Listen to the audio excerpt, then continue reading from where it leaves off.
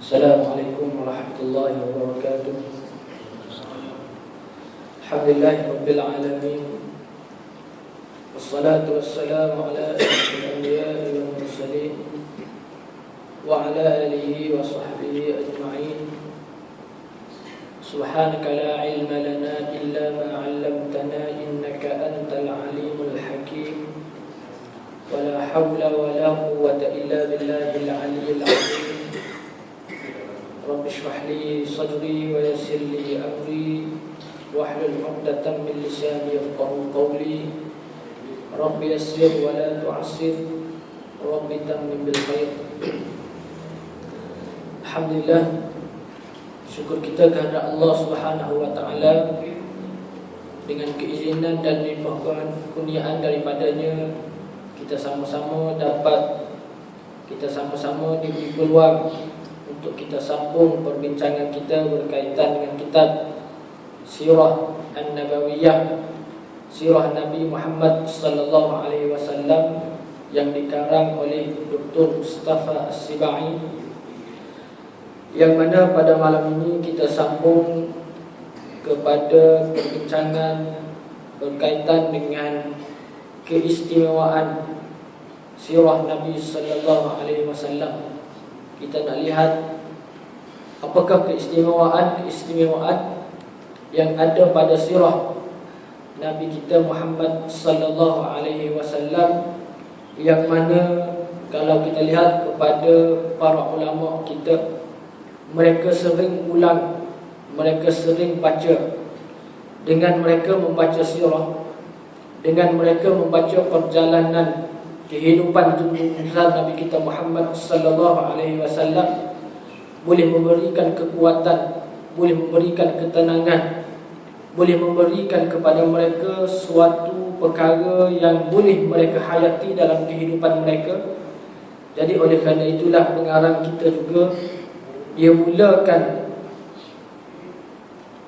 penulisan dengan menyebut kepada kita tentang keistimewaan sirah Nabi sallallahu alaihi wasallam, yang mana pengarang kita sebut sirah Nabi sallallahu alaihi wasallam mempunyai pelbagai keistimewaan yang menjadikan pengajiannya satu kepuasan ruh, akal dan nilai sejarah.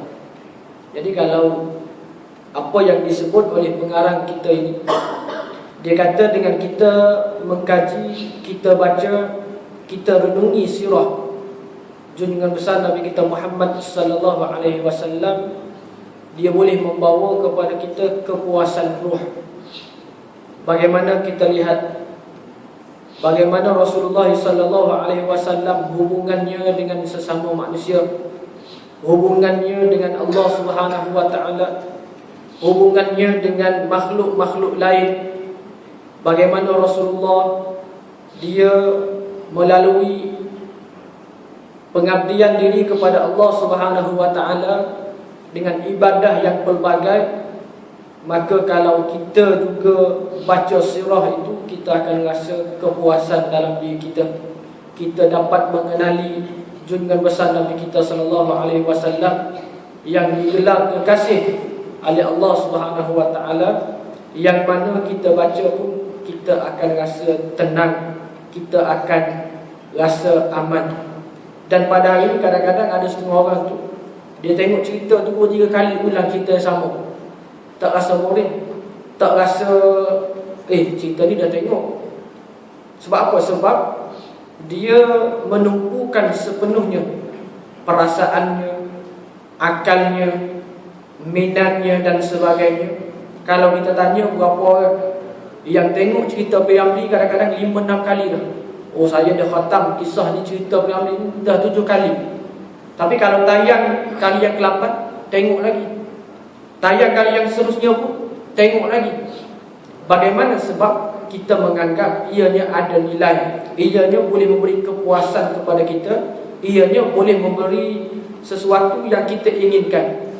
Begitu jugalah kalau kita dengan sirah Nabi kita Muhammad sallallahu alaihi wasallam, kalau kita sering ulang, kalau kita sering baca, selepas daripada khatam kita baca, kita akan rasa kepuasan ruh kita.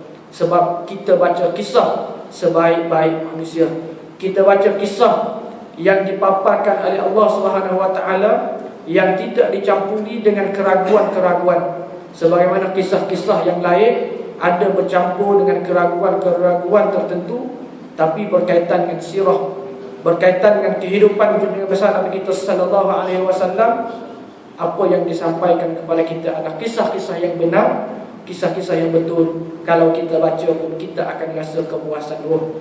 Kalau tak sampai lagi, kita kena baca, kita kena ulang, sehinggalah pembacaan kita itu kita rasa dekatnya dengan dunia besar Nabi sallallahu alaihi wasallam, sehingga kita ikut segala apa yang didatangkan oleh Rasulullah. Sebagaimana firman Allah, wa ma atakumur rasulu fakhudhuhu wa ma nahakum anhu fantahu.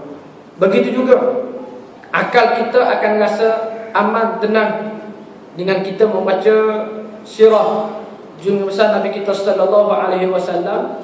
Dan di sana juga adanya nilai sejarah, bagaimana perjuangan Islam bermula, bagaimana perjanjian-perjanjian yang dilakukan oleh Rasulullah bersama dengan para sahabatnya, bagaimana Rasulullah mentadbir negara dan sebagainya. Semua itu akan kita perolehi dalam kita mengkaji sirah junjungan besar Nabi kita sallallahu alaihi wasallam. Jadi oleh kerana itulah, dengan kita mengkaji, kita baca, kita ulang tentang sirah Rasulullah ini, sebenarnya boleh memberi kepuasan kepada roh, akal dan juga nilai sejarah. Pengajian ini juga menjadi kemestian ulama, pendakwah kepada Allah dan pengislah. Jadi semua ulama seolah-olah mereka mewajibkan kepada diri mereka mempelajari, membaca sirah.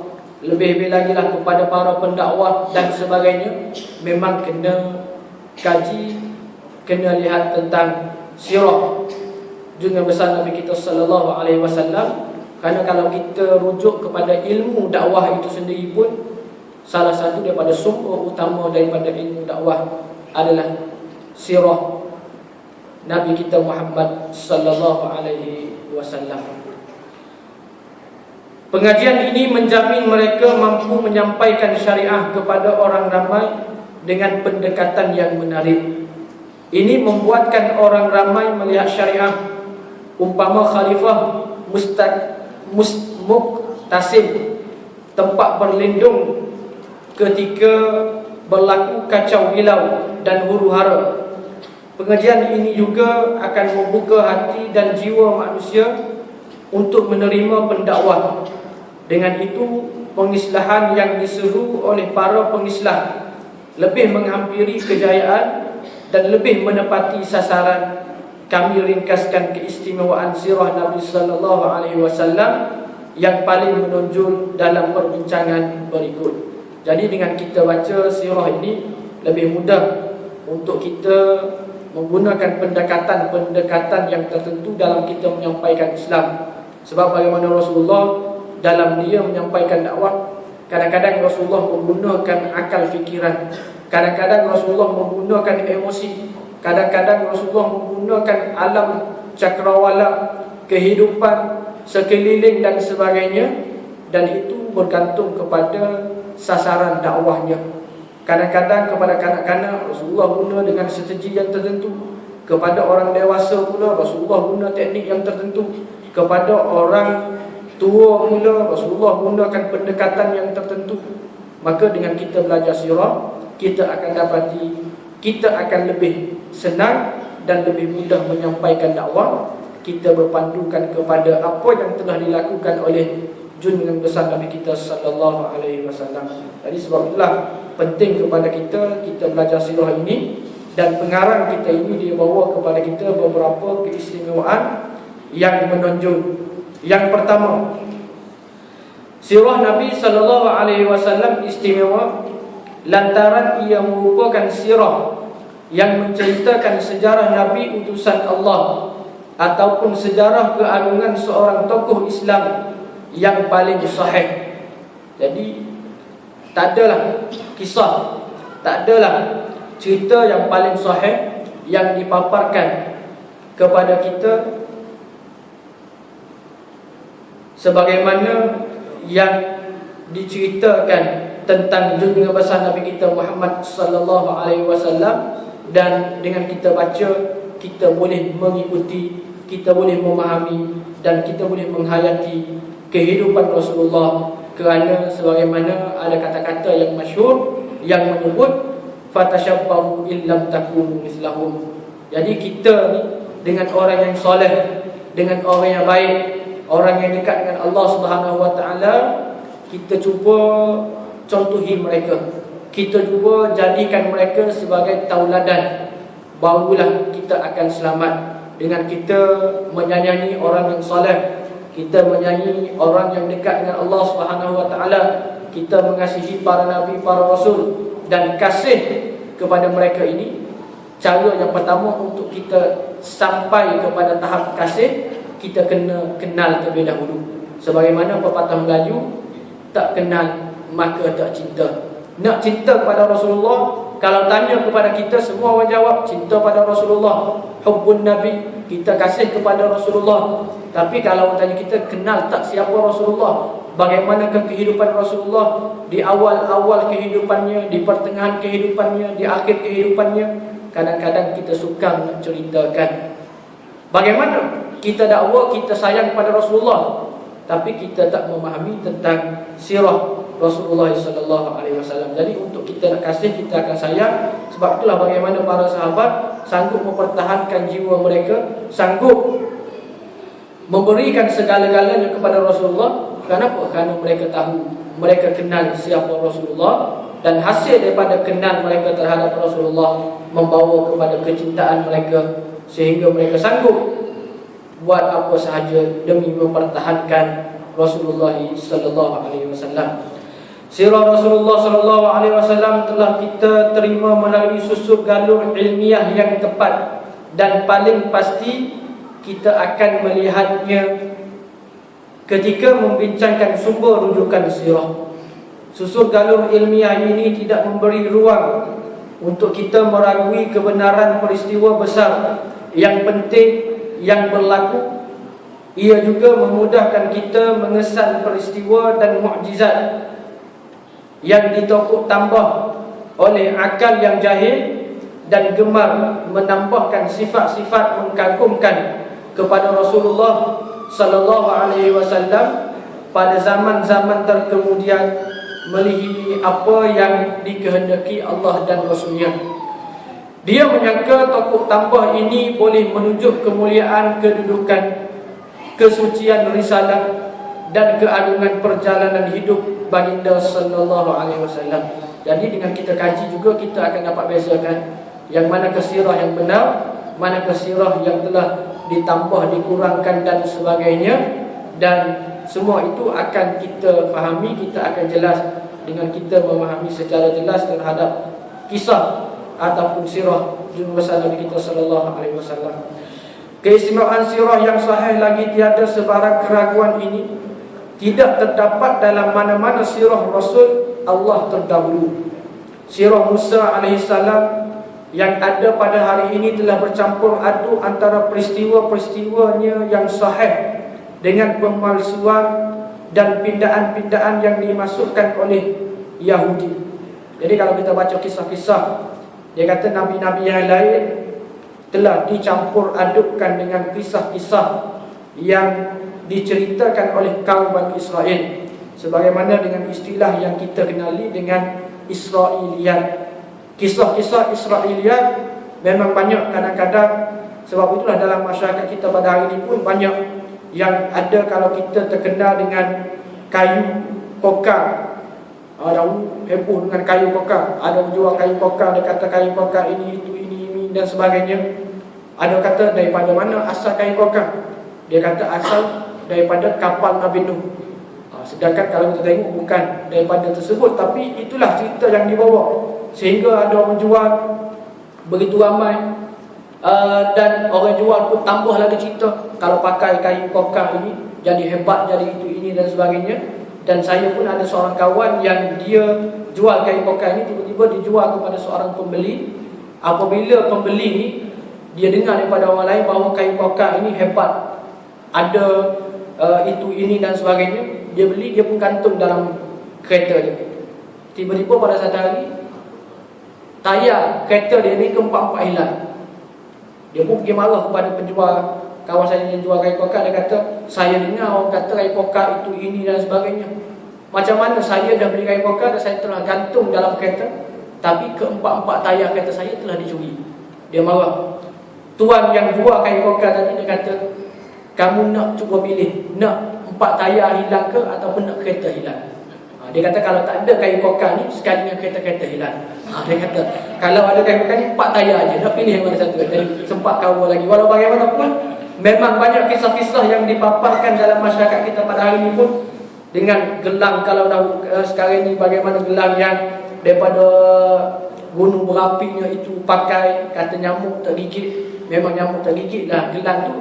Dia gigit tuan dia, tuan dia gigit. Dia jual, dia kata nyamuk tak gigit dan sebagainya. Banyak-banyak macam-macam lagi. Dan kalau kita baca juga kisah Israiliyat, bagaimana kejadian ular dicerita juga dalam kisah Israiliyat, bagaimana ular ini asal kejadiannya macam mana. Sebagaimana diceritakan, Nabi Adam AS telah dihasut oleh syaitan ataupun iblis untuk makan buah al-khuld. Allah Ta'ala dah larang, dia kata kepada Nabi Adam, jangan dekati pokok al-khuld.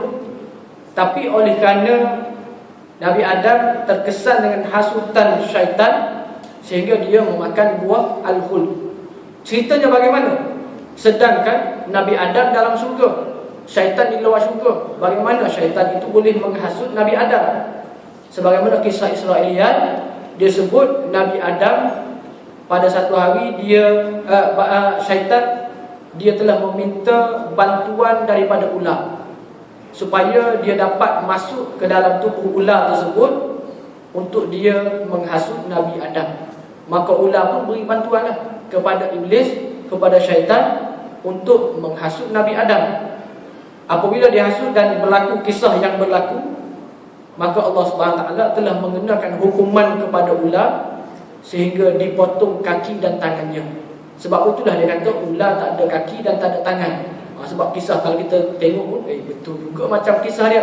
Walau bagaimanapun ia termasuk dalam kisah Israiliyat dan sebagainya. Jadi sebab itulah kadang-kadang kisah yang dipaparkan di mana ke tempat Nabi Adam turun ke bumi ini, bagaimana kalau kita kisah-kisah panjang, kadang-kadang banyak kisah-kisah tersebut dicampur dengan kisah-kisah yang tak betul, kisah-kisah yang bertentangan dengan Islam. Jadi oleh kerana itulah dalam kita baca kisah-kisah tentang nabi-nabi lain, sebagaimana yang disebutkan di sini, sudah dicampurkan dengan kisah-kisah yang tak betul dengan kisah yang betul, manakala kisah Nabi kita sallallahu alaihi wasallam semuanya adalah benar dan betul. Dan bukan kalau dahulu kita terkenal dengan Israiliyat, kita pun ada juga kisah Melayuiyat. Melayuiyat pun ada juga. Kadang-kadang ada seorang tu dia tengok kemalangan. Dia tengok kereta hancur. Dia kata kalau kereta hancur, kalau kemalangan gini, mesti tuan dia tenang. Dia bercerita kepada kawan dia, saya ada tengok kemalangan, kereta hancur, pemandu tenang. Maka orang yang kedua dia akan cerita kepada orang yang ketiga. Dia kata tadi kawan saya beritahu ada kemalangan, kereta hancur. Dia berfikir kalau masa tu dia dah tenang, mati. Dia berkata tuan dah mati. Orang yang ketiga sampai kepada yang keempat, dia kata kalau kereta hancur, orang mati, mesti orang tu patah 16 atau patah berapa dan sebagainya. Dia bercerita kepada orang yang seterusnya. Dia kata ada kemalangan, kereta hancur, tuannya mati, putus kepala dia, patah-patah 16 dan sebagainya. Sampai kepada orang yang terakhir, kisah tersebut dah tak betul. Memang berlaku kadang-kadang tambah, itu belum tambah lagi ajinomoto, baru tambah garam gula. Kalau tambah ajinomoto, tambah itu dan sebagainya, perasa-perasa pelbagai, lagilah kisah yang asalnya benar tapi telah dicampur adukkan, maka ia menjadi kisah yang tak betul. Dan pada hari ini pun kadang-kadang mudah disabarkan kepada kita tentang berita-berita Kalau dahulu kita ada terima surat berantai, kalau siapa yang edar kepada 10 orang itu ini dan sebagainya, pada hari ini menggunakan WhatsApp, SMS yang berantai, kena hantar kepada 10 grup, kena hantar itu ini dan sebagainya, macam-macam. Dan juga kalau kita lihat juga, kalau dahulu ada kisah, ada cerita bagaimana berlaku di Terengganu. Kita dihebohkan dengan ada seorang pemuda yang masuk ke dalam masjid, dia telah campakkan Al-Quran. Yang paling teruk sekali, dia telah campakkan Al-Quran ke dalam tandas. Kemudian kita sampai mesej, selepas itu SMS, ada orang kata suspek sudah ditangkap. Dia hantar gambar, suspek sudah ditangkap. Tapi gambar yang dihantar itu bukan gambar orang yang melakukan perkara tersebut, tapi dihantar gambar orang lain yang tak ada kaitan pun dengan isu yang berlaku. Maka yang ni pun hantar kepada grup lain, yang ni hantar kepada grup-grup yang seterusnya, sehingga tersebar berita itu tersebut, berita yang tak betul, berita yang salah, sehingga gambar orang tersebut dia difitnah, bahkan dilakukan perkara yang tidak sepatutnya. Jadi itulah yang berlaku dalam masyarakat kita pada hari ini. Begitulah dengan kisah-kisah. Kalau kita lihat kepada kisah-kisah Israiliyat dan sebagainya, banyak yang perlu kita tapis, yang perlu kita lihat, yang perlu kita kaji, adakah ia betul ataupun tidak. Manakala kisah Nabi kita SAW ada keistimewaannya yang disabarkan kepada kita, merupakan kisah-kisah yang benar. Kita tidak dapat merujuk kepada Taurat yang ada kini untuk memahami sirah Musa yang sebenar. Ramai mengkritik Barat, meragui kandungan sesetengah safamnya surah-surah dalam Taurat. Sebahagian mereka memutuskan secara pasti bahawa sesetengah safar itu tidak ditulis pada Musa AS, pada masa Musa AS hidup, atau sebaik sahaja selepas kematiannya. Ia hanya ditulis setelah berlaku tempoh masa yang lama tanpa diketahui siapakah penulisnya. Fakta ini sahaja sudah cukup menyebabkan kesahihan sirah Musa AS yang terdapat di dalam Taurat yang diragui. Jadi oleh kerana itulah orang Islam tidak dapat beriman dengan kesahihan sirah, melainkan apa yang dinyatakan dalam Al-Quran Al-Karim dan sunnah Nabi SAW. Jadi kalau kita lihat, kita kaji balik kitab Taurat, kitab Injil, kitab Zabur dan sebagainya, semuanya sudah diseleweng, semuanya sudah diubah dan dimasukkan dengan kata-kata daripada kaum mereka yang meragui, yang memasukkan pandangan-pandangan mereka, dan mereka mengatakan itu adalah kitab Taurat, itu adalah kitab Injil dan sebagainya. Semuanya dah diselewengkan, semuanya sebagaimana yang dinyatakan dalam Al-Quran, semuanya telah diselewengkan. Pertikaian yang sama juga dikatakan terhadap sirah Isa. Injil yang diiktiraf secara rasmi oleh gereja-gereja Kristian hanya diperakui selepas beratus-ratus tahun kematian Al-Masih. Sebab kalau kita baca kitab Injil, dalam kita belajar ilmu muqaranah adian dan sebagainya, kitab yang asal mengatakan Tuhan satu, tapi mereka telah ubah dalam beberapa perjanjian mesyuarat mereka dan sebagainya, sehingga mereka berubah kepada Trinity, satu dalam tiga, tiga dalam satu dan sebagainya. Dan semua itu telah dimasukkan dengan pandangan kata-kata tulisan mereka sendiri. Para pengkritik Barat, tanpa sebarang kewajaran ilmiah, Injil-Injil ini dipilih daripada ratusan Injil yang tersebar luas di tangan penganut Kristian ketika itu. Apatah lagi hubung kait Injil-Injil ini dengan penulisnya yang tiada sanad yang sah bersambung kepada penulisnya. Para pengkritik Barat juga berselisih mengenai sesetengah nama penulis tersebut, siapakah mereka, pada zaman manakah mereka hidup. Jadi semua itu diperbahaskan, diperbincangkan dalam ilmu muqaranah adian, perdebatan. Kalau kita lihat pada hari ini, yang hebat, yang banyak menggunakan pendekatan dalam berdebat, menggunakan hujah-hujah Al-Quran, menggunakan hujah-hujah akad, menggunakan hujah-hujah daripada kitab Injil yang telah diubah, yang telah diseleweng.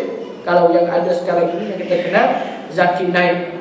Kalau sebelum tu kita ada Ahmad Didat dan ulama-ulama yang lain daripada mereka, memang mereka menggunakan perdebatan. Dan kalau kita lihat kepada perdebatan yang berlaku, memang menunjukkan bahawa kitab-kitab Taurah, Injil dan sebagainya sudah diubah. Tapi berkaitan dengan Al-Quran Karim, mereka tak boleh ubah. Kenapa? Kerana Allah SWT dah sebut dalam Al-Quran, Inna nahnu nazzalna dzikra wa inna lahu lahafizun. Allah Ta'ala lah yang menurunkan Al-Quran. Allah Ta'ala jugalah yang akan jaga Al-Quran Al-Karim. Sebab itulah cubaan-cubaan yang pelbagai. Kalau kita lihat dahulu-dahulu bagaimana cubaan mereka nak ubah Al-Quran, tapi mereka tak berjaya. Sehingga Allah Ta'ala cabar mereka, kalau kamu boleh buat satu ayat, buat satu surah untuk menandingi Al-Quran Karim, tapi mereka tak mampu buat. Kenapa? Kerana Al-Quran, Allah Ta'ala janji Allah yang akan jaganya. Walaupun kita dihebohkan dahulu ada orang buat surah Al-Fil, dia buat surah Al-Fil, Al-Fil wa ma adraka mal fil, Al-Fil lahu khurtum dan sebagainya, panjang. Dia buat, dia kata Al-Fil, adakah gajah? Wa ma adraka mal fil, adakah kamu tahu apakah itu gajah? Gajah itu ada belalai, tubuhnya besar dan sebagainya. Itu tak perlu buat Quran, semua orang tahu dah. Gajah memang orang tahu besarnya, ada belalainya, itu ini dan sebagainya. Sedangkan Al-Quran Al-Karim itu dia menceritakan kisah-kisah yang telah berlaku, kisah-kisah yang sedang berlaku, dan kisah-kisah yang akan berlaku. Semuanya terdapat dalam Al-Quran Karim. Sehingga pengkaji-pengkaji sekarang ini pun, bagaimana Al-Quran itu dengan kajian-kajian yang dilakukan sekarang ini bertepatan, menceritakan bahawa Al-Quran itu adalah benar, datangnya daripada Allah. Kajian-kajian yang dibuat ini sudah lama diperjelaskan, sudah lama ada dalam Al-Quran Karim, diceritakan dalam Al-Quran Karim. Ini menunjukkan bahawa memang benar Al-Quran itu merupakan datangnya daripada Allah Subhanahu wa ta'ala. Kalau dahulu kita dihebohkan bagaimana ada orang yang sebar ada 4 surah dalam internet, mereka kata nak cabar, nak meragui tentang Al-Quran Karim, dia buat surah Al-Muslimun. Kalau kita dalam Al-Quran kita ada surah Al-Mu'minun, dia buat juga surah Al-Muslimun. Dia buat, kalau ya ayyuhallazina amanu, dia buat situ ya ayyuhallazina kafaru. Dia hanya ubah beberapa perkara, tapi tetap mereka tak mampu, sebab Al-Quran ini tetap dijaga oleh Allah Subhanahu wa ta'ala. Jadi oleh kerana itulah kisah yang ada dalam Al-Quran yang dijelaskan. Dan Allah Ta'ala kisahkan, ceritakan tentang Nabi-Nabi ini pelbagai. Ada kisah Nabi yang diceritakan secara panjang dalam Al-Quran. Ada di antara kisah Nabi yang hanya diceritakan secara ringkas saja. Ada di antara para Nabi yang diceritakan, yang disebut nama saja.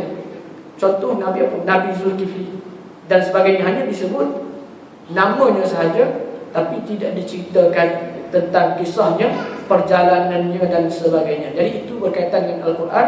Walau bagaimanapun, kalau kita nak rujuk kepada kisah-kisah yang benar, rujuklah Al-Quran Al-Karim, dan juga rujuklah kepada hadis Nabi kita Muhammad sallallahu alaihi wasallam.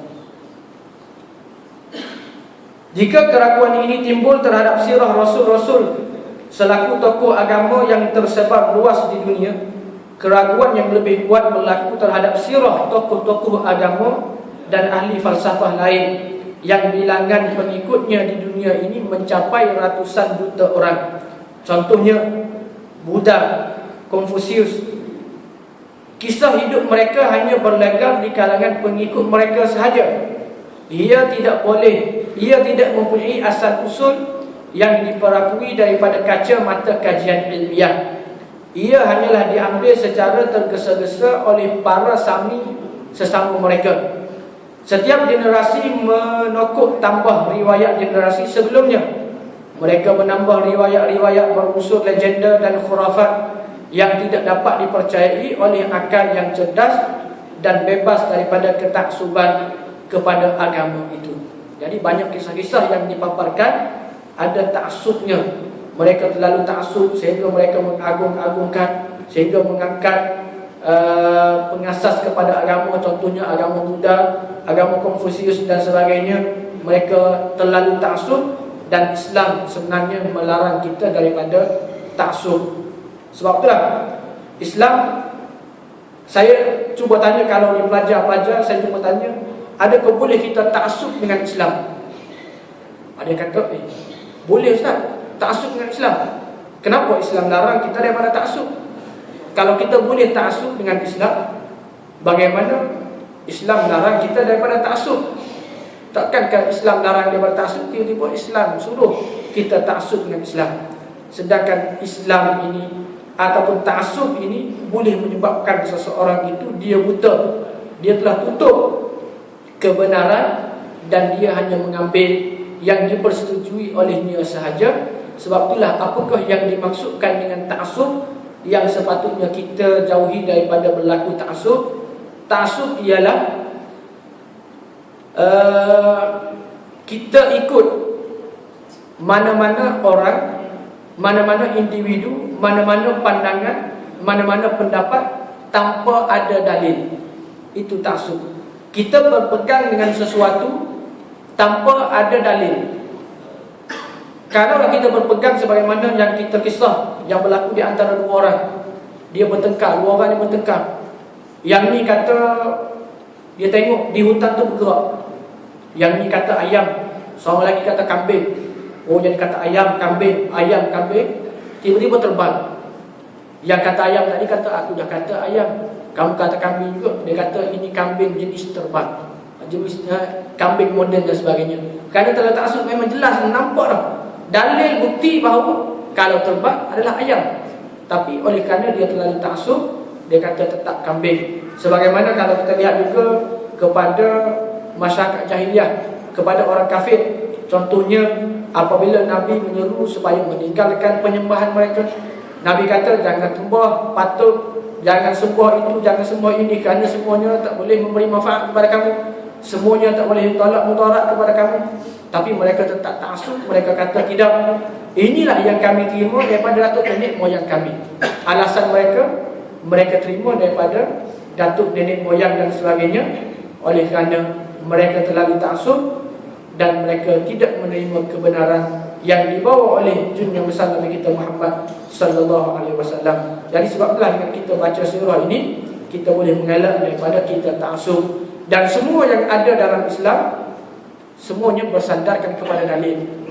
Kenapa kita perlu salat? Kerana dalil yang akan sebut wa aqimis salat ya ayyuhallazina amanu, banyak lagi ayat-ayat yang menyuruh supaya kita salat. Kenapa sebab perlu puasa? Ada dalil yang menyuruh supaya kita berpuasa. Kenapa kita perlu keluarkan zakat? Ada dalil yang menyuruh supaya kita keluarkan zakat dan sebagainya. Jadi semua yang ada dalam Islam ini ada dalil. Maka tak adalah kita taksub, kerana kita bersandarkan kepada dalil. Kalau apa yang kita lakukan itu bertentangan dengan dalil, bertentangan dengan Islam, kita patut tinggal. Kenapa? Kerana kita melihat kepada dalil Al-Quran dan As-Sunnah. Kalau apa yang kita lakukan itu bertepatan dengan Al-Quran dan As-Sunnah, maka kita teruskan. Kalaulah ia bertentangan dengan Al-Quran dan As-Sunnah, maka kita tinggalkan. Barulah kita tak tergolong dalam golongan orang yang taksub. Kerana orang yang taksub ini sukar diubati, sebagaimana perbahasannya yang dibincangkan begitu panjang oleh para ulama kita. Oleh itu, kita dapati sirah yang paling sahih dan paling diterima pakai secara mutawatir ialah sirah Muhammad Rasulullah sallallahu alaihi wasallam. Sirah yang paling tepat, paling diterima, paling mutawatir ialah sirah junjungan besar Nabi kita Muhammad sallallahu alaihi wasallam. Jadi sebablah kalau kita baca, kalau kita hayati betul-betul, ia akan memberi ketenangan, kekuatan kepada ruh kita, kekuatan kepada akal kita, dan kekuatan kepada sejarah perkembangan Islam itu sendiri. Itu yang pertama. Manakala yang kedua, keistimewaan yang kedua, kehidupan Rasulullah pada setiap peringkat hidupnya amat jelas. Sejak perkahwinan bapa baginda Abdullah dengan ibu baginda Aminah sehingga baginda wafat, kita mengetahui banyak perkara tentang kelahiran zaman kanak-kanak, zaman remaja, sumber pencarian baginda sebelum kenabian, dan pengembaraannya keluar Mekah, sehingga Allah mengutuskan sebagai Rasul yang mulia. Kita juga mengetahui secara lebih detail, jelas dan sempurna setiap hal ehwal baginda selepas perutusan tersebut daripada setahun ke setahun. Ini menjadikan sirah baginda sallallahu alaihi wasallam jelas dan terang seumpama matahari, sebagaimana kata sesetengah pengkritik barat, Muhammad sallallahu alaihi wasallam satu-satunya tokoh yang lahir di bawah sinaran matahari. Jadi kalau kita baca sirah Rasulullah ini, diceritakan secara jelas bagaimana Rasulullah dilahirkan dan bagaimana Rasulullah semasa bayi, bagaimana Rasulullah semasa usianya kanak-kanak, bagaimana Rasulullah semasa usianya dewasa, bagaimana zaman remajanya, zaman baginda Rasulullah mengembaranya, Rasulullah menerima wahyu, dan apa yang berlaku itu diceritakan secara detail, secara jelas kepada kita, daripada satu persatu, A sehinggalah kepada Z, Alif sehingga kepada Ya, tentang perjalanan junjungan besar Nabi kita sallallahu alaihi wasallam, dan sepanjangnya dipenuhi dengan kebaikan. Daripada kecil lagi Rasulullah telah memiliki sifat-sifat yang baik, telah dikenali dengan Al-Amin, telah dikenali dengan itu, ini dan sebagainya. Semua itu menandakan bahawa tiada sedikit pun keraguan yang ada pada kehidupan Rasulullah sallallahu alaihi wasallam. Semuanya jelas, semuanya terang, sebagaimana yang disebut oleh pengkaji barat sendiri pun. Dia kata Rasulullah ini satu-satunya tokoh yang lahir di bawah sinaran matahari. Maksud ini jelas. Maksudnya di sini terang benderang, semuanya dimaklumi tentang kehidupannya. Fenomena seperti ini tidak mudah didapati di kalangan mana-mana Rasul yang terdahulu.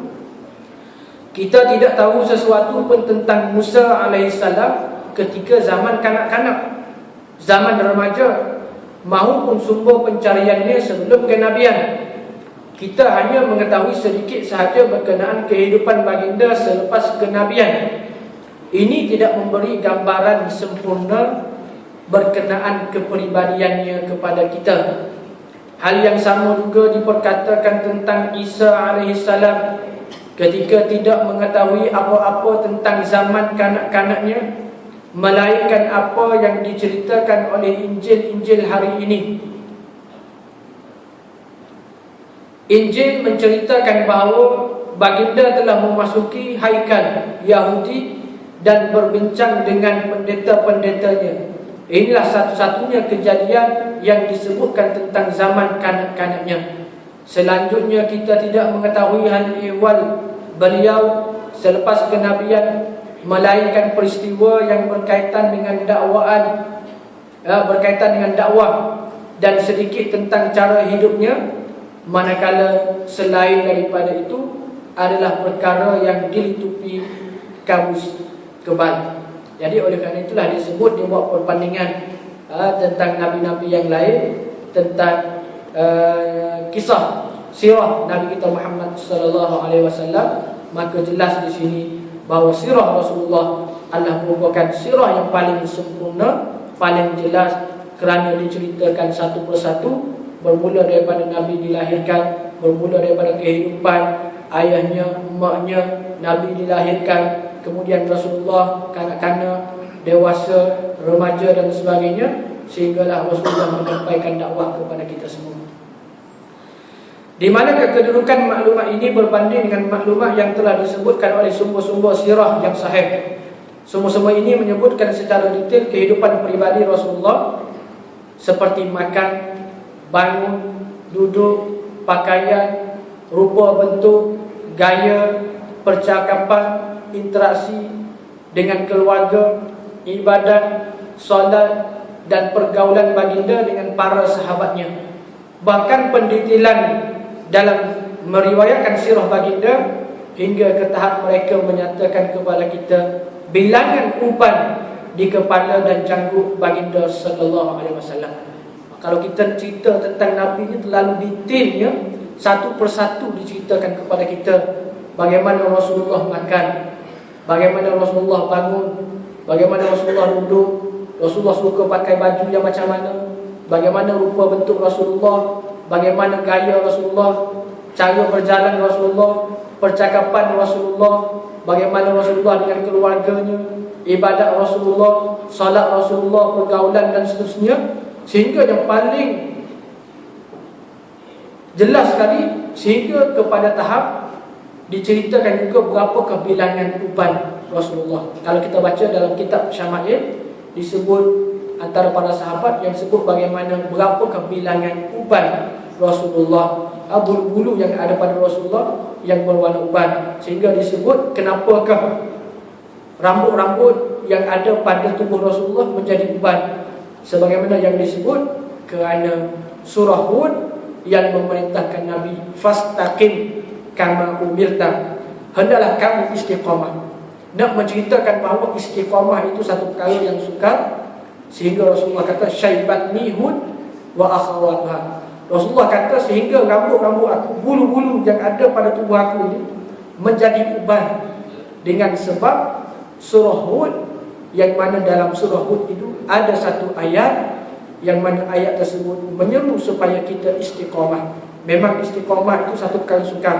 Macam orang katalah kita nak mencari kemenangan itu kadang-kadang senang, tapi nak menjaga kemenangan itu satu perkara yang sukar. Begitu juga lah istiqamah. Kita dah Islam, kita dah datang ke masjid, kita dah solat, cuma kita nak istiqamah supaya kita sentiasa solat, supaya kita sentiasa datang ke masjid, supaya kita sentiasa melakukan amal-amal soleh, perkara yang baik dan sebagainya.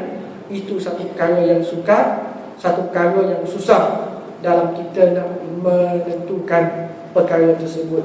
Jadi oleh kerana itulah sirah Rasulullah sebagaimana pada perkara yang kedua ini merupakan sirah yang paling jelas kerana diceritakan dengan secara detail, secara satu persatu, sehinggalah diceritakan segala-galanya tentang Rasulullah. Sama ada kalau kita buka kitab Syama'il Muhammadiyah, kalau kita buka kitab-kitab yang lain yang menceritakan tentang Rasulullah, kehidupannya bagaimana, maka kita akan dapati bahawa indahnya, hebatnya Nabi kita sallallahu alaihi wasallam, yang mana kehidupannya dipenuhi dengan kebaikan, dipenuhi dengan lemah lembutnya, dipenuhi dengan segala-gala perkara-perkara yang baik.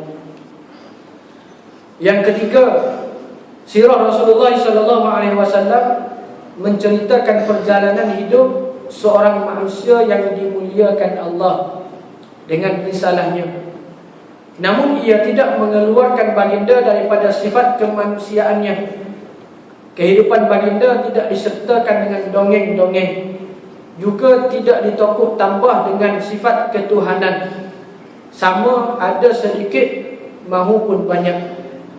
Apabila kita bandingkan hal ini dengan cerita-cerita yang diriwayatkan oleh orang Kristian tentang perjalanan hidup Nabi Isa AS, penganut Buddha tentang Gautama Buddha, penyembah berhala tentang Tuhan sembahan mereka, akan jelas kepada kita perbezaan nyata antara sirah baginda sallallahu alaihi wasallam dan sirah mereka. Lantaran perbezaan ini, ia memberi kesan jangka panjang kepada tingkah laku kemanusiaan dan kemasyarakatan pengikut-pengikut mereka.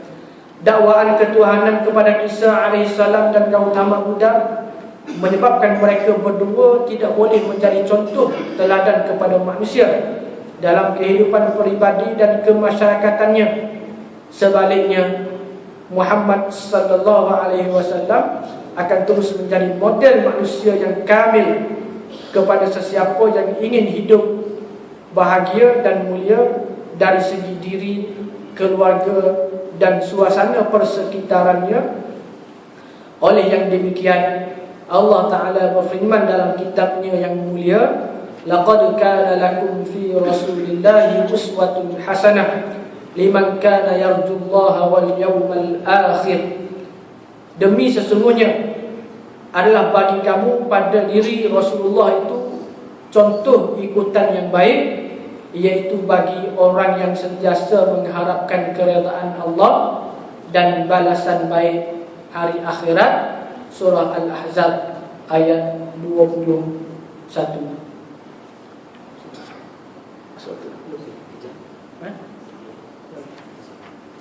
Jadi yang ketiga ini bagaimana menceritakan tentang sirah Rasulullah SAW jika dibandingkan dengan agama-agama lain. Contohnya tentang Nabi Isa AS, kerana mereka mengagung-agungkan sehingga mereka mengatakan Nabi Isa itu merupakan Tuhan. Begitu juga kepada Gautama Buddha dan sebagainya. Kalau kita lihat, sehingga mereka memesungkan pemahaman yang sebenar. Mereka mengangkat individu-individu tertentu yang dinyatakan oleh Allah SWT lain, tapi dakwaan mereka lain. Sehingga agama Kristian sendiri pun mengatakan Tuhan mereka adalah tiga, Trinity. Dan ada yang kata Nabi Isa itu sendiri pun Tuhan. Dan mereka mengatakan bahawa Nabi Isa disalibnya, sedangkan Allah Ta'ala kata Nabi Isa tidak disalib. Kenapa Nabi Isa disalib? Kerana dia mengorbankan dosa-dosa yang telah dilakukan oleh manusia dan sebagainya. Dan begitu juga kalau kita baca kehidupan Gautama Buddha sendiri pun, pengasas kepada agama Buddha sendiri pun, bagaimana mereka mengagung-agungkannya sehingga mereka mengangkatnya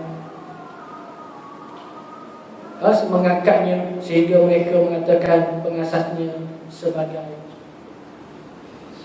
Okey, kita ambil satu lagi keistimewaan sirah Rasulullah SAW.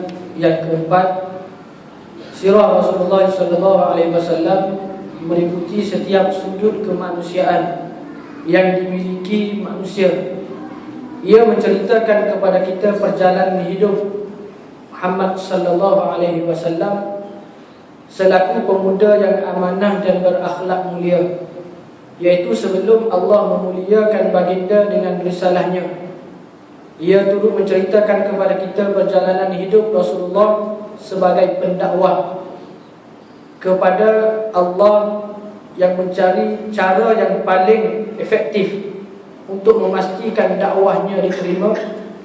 Ia juga meriwayatkan baginda sebagai pendakwah yang mencurah tenaga dan usaha yang maksimum untuk menyampaikan risalahnya. Begitu juga ia menceritakan kepada kita perjalanan hidup baginda sebagai ketua negara yang mengasas sistem yang hukum dan jitu untuk negaranya. Baginda melindungi negaranya dengan penuh waspada, ikhlas dan jujur. Ini menjamin negara tersebut untuk berjaya. Jadi semuanya diceritakan bagaimana permulaan yang baik tentang akhlak yang ada pada diri Rasulullah SAW. Kemudian Rasulullah menerima wahyu. Apabila Rasulullah dilantik menjadi Rasul, Rasulullah menyampaikan dakwah. Cara Rasulullah, teknik pendekatan yang digunakan oleh Rasulullah mudah dan dapat diterima. Dan juga apa yang dilakukan oleh Rasulullah dengan usahanya yang begitu kukuh, yang begitu mantap, sehingga apa yang disampaikan itu diterima oleh masyarakat. Dan baginda juga menunjukkan kepada kita daripada sekecil-kecil perkara sehinggalah kepada Rasulullah membina sistem yang kukuh sebagai ketua negara dengan memberikan keselamatan, memberikan keamanan kepada semua.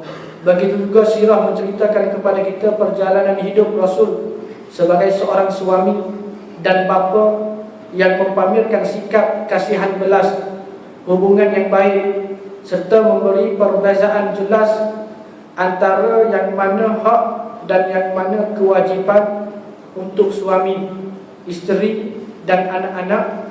Ia juga menceritakan perjalanan hidup Rasul selaku pendidik dan pemberi tunjuk ajar yang mulia, yang menelia manusia